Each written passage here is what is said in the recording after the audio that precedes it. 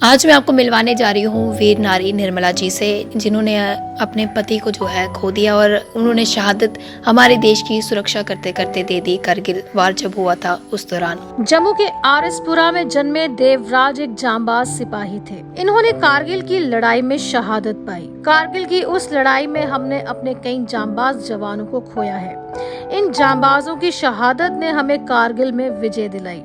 हम इन वीर जवानों की कुर्बानियों को कभी नहीं भूल सकते। पत्नी निर्मला देवी को अपने पति की शहादत पर बहुत गर्व है। अपने पति की वीरता को याद कर कहती हैं कि उनके पति ने 5 जुलाई को आने का वादा किया था, लेकिन विधि का विधान देखिए कि 5 जुलाई को ही देवराज कारगिल में वीर गति को प्राप्त हुए।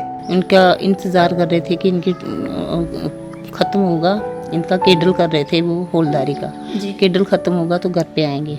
उन्होंने वैसे घर पे जब लेटर लिखा तो लिखा था कि मैं 5 जुलाई को घर पहुंच जाऊंगा। 6 महीने निकाल लिए।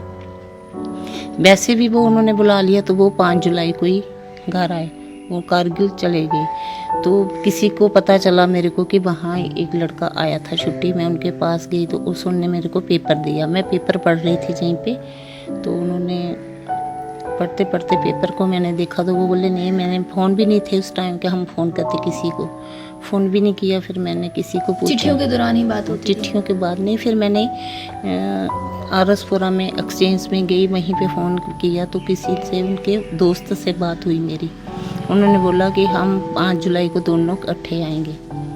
वो एक्चुअली आए ही 5 जुलाई को 99 कारगिल को जब शहीद हुए थे तो 5 जुलाई को ही घर आए।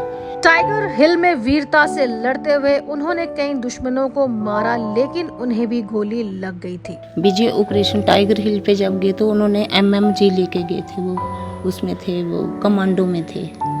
तो कितनी वीरता से लड़ाई लड़ी है, आपको क्या बताया गया था, किस तरह से उन्होंने बोला कि उन्होंने 5 आदमी को अपने हाथों से घायल किया। उसके बाद उन्होंने एक छुप के घुसपैठियों ने उनके पीछे से, आगे से पीछे से छुपा था आगे, उनको लगा, मैंने तो देखा भी नहीं, मैंने तो उस टाइम उनको देख भी नहीं पाई थी। वीर नारी कहती हैं कि शहादत के समय 3 बच्चे थे, जिनमें से बड़ी बेटी 10 साल की, छोटी 6 साल की और सबसे छोटा बेटा केवल 3 साल का था। बच्चे मेरे 3 थे, बड़ी बेटी 10 साल की थी, छोटी बेटी 6 साल की थी, उससे बेटा छोटा 3 साल का था। वीर नारी कहती हैं कि पति हमेशा कहते थे कि जिएंगे शान से और मरेंगे शान से, और वाकई में देवराज शान से मरे माँ भारती के लिए। तो जेब तो हमेशा बोलते थे कि जियोगे कि शान के साथ, मरना है तो शान से मरूंगा। तो पूरा जज्बा था उन्हें अपनी, बिल्कुल जज्बा से गए, वो शान से गए हैं। वीर नारी पुरानी बातों को याद कर कहती हैं कि उनके साथ हर बिताया हुआ पल यादगार है। कोई त्योहार आप उनके साथ मना पाए? हाँ, हम तो इकट्ठे ही रहते थे, हर त्योहार इनके साथ ही करते थे। अब तो छोड़ गए हैं त्योहार के साथ। निर्मला देवी कहती हैं कि लोग तो भूल जाते हैं, लेकिन उनके दिलो दिमाग में सब अभी भी ताज़ा है, और वे हर साल 5 जुलाई को उनका शहीदी दिवस मनाती हैं, जहां उनके स्मारक में झंडा चढ़ाया जाता है। इन्हें लोग भूल जाएंगे, हम खुद भूलेंगे, हम तो नहीं भूलेंगे। हम उनका 5 जुलाई को अब जहीं से निकलना, उनका गुडाउन के आगे हमने स्टैचू बनाया है। उनको हम 5 जुलाई को उनका डे मनाते हैं, झंडा लगाते हैं सभी।